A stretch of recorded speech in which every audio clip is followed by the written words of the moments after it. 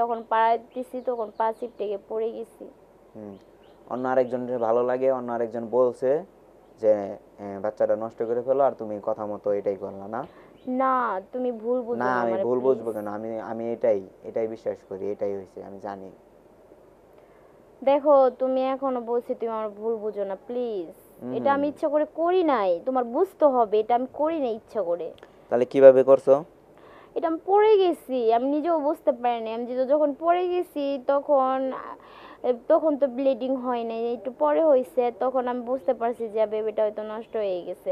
আমি তোমাকে জানাতে চেয়েছিলাম কিন্তু তুমি এই কথাগুলোই বলবা, এই জন্য আমি জানাই নাই তোমাকে। আচ্ছা ঠিক আছে, যাও, মাইনা নিলাম। তুমি রাগ করো না প্লিজ, তুমি যদি আমার উপরে রাগ করো আমার কিছু ভালো লাগে না।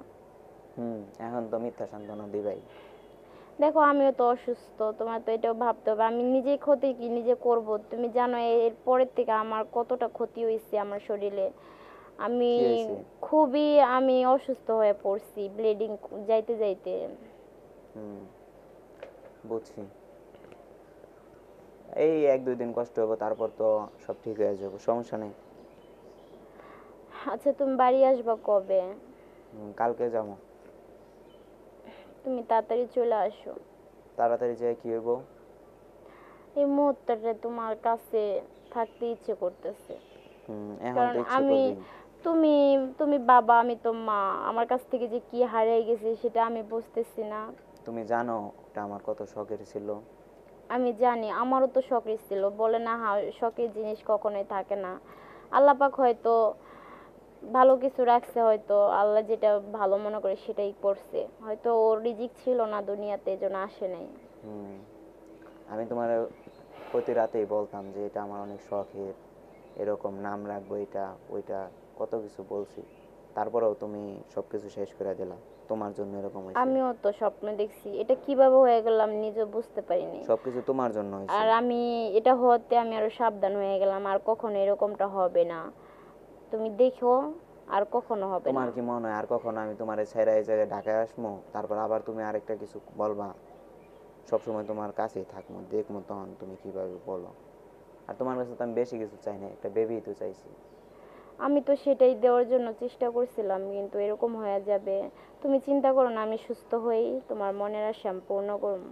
আচ্ছা ঠিক আছে, তাহলে কালকে যদি যাই তাহলে কালকেই। হুম। ঠিক আছে, তুমি আসবা? হুম। আচ্ছা ঠিক আছে, তুমি চলে আসো বাড়ি। কালকেই কিন্তু একটা নিতে হবে তাহলে। দেখো, আমি তো সুস্থ না, আমি তো এখনো সুস্থ হই নাই, আমার কিছুদিন হয়তো সময় লাগবো, সপ্তাহখানেক। এত সময় লাগবে কিসের জন্য?